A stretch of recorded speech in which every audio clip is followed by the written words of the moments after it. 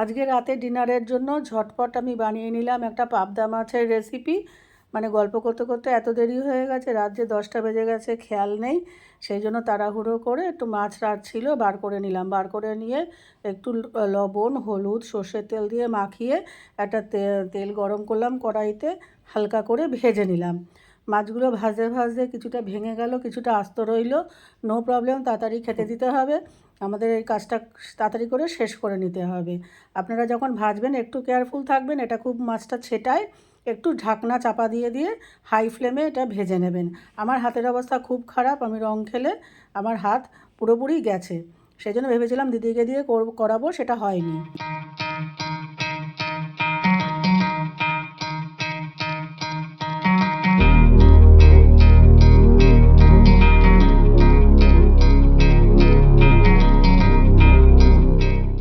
দিদিকে দিয়ে হয়নি, তার কারণ দিদি ওইদিকে ভাত করছে আর অন্যান্য পদগুলো একটুখানি চটপট করে করে দিচ্ছে, সেই জন্য হয়নি। এইদিকে আমি নিয়ে নিয়েছি একটু পোস্ত, সর্ষে, কাঁচা লঙ্কা, লবণ, আস্ত জিরে, সাথে দিয়েছি একটু হলুদ, আর দিয়েছি অর্ধেক একটুখানি পেঁয়াজ। পেঁয়াজটা এমন মাত্রায় দেবেন যেন লোকে বুঝতে না পারে যে পেঁয়াজ দিয়েছেন, কিন্তু পেঁয়াজ দিতে হবে, অথচ লোকে বুঝতে পারবে না। দেখুন আমি একটা ছোট পেঁয়াজের অর্ধেক দিয়েছি আর অর্ধেক আমি রেখে দিয়েছি। এবার এটাকে আমি একটু জল দিয়ে ভালো করে একদম ফাইন পেস্ট করে নিয়েছি। একদম একটু দানা দানা থাকবে না। যদি দানা দানা থাকে মনে করেন, আগে একটু শুকনো ঘুরিয়ে নেবেন মিক্সিতে, তারপরে একটু জল দিয়ে এটাকে পেস্ট করবেন, দেখবেন একদম মিহি পেস্ট হয়ে গেছে, কোনো অসুবিধা হবে না।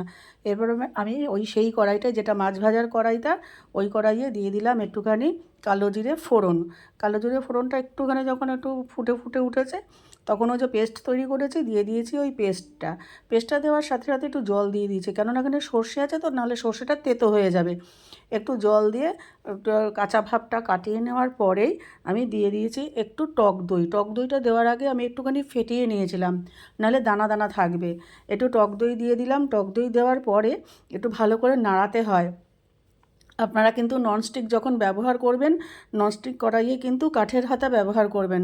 আমি সবসময় খুঁজে পাই না, আমার রান্নাঘরটা এত পজিশনটা খারাপ, আমি কোথায় কী রাখি মানে গুছিয়ে তারপরে আর মনে করে খুঁজে উঠতে পারি না, মানে এত ছোট জায়গা। এবার দিয়ে দিয়েছি আমি টক দই। টক দইটা দেওয়ার পরে আবার একটু ভালো করে আপনারা কনস্ট্যান্ট সব কিছুতে নাড়াবেন। নাড়িয়ে তারপর যখন এটা ফুটে উঠবে, তখন ভাজা মাছগুলো, এবার পরিমাণ মতো আপনারা তো এখানে জল দেবেনই, যেরকম ঝোল রাখবেন। তারপরে ফুটে উঠলে আপনারা এখানে মাছগুলো দিয়ে দেবেন।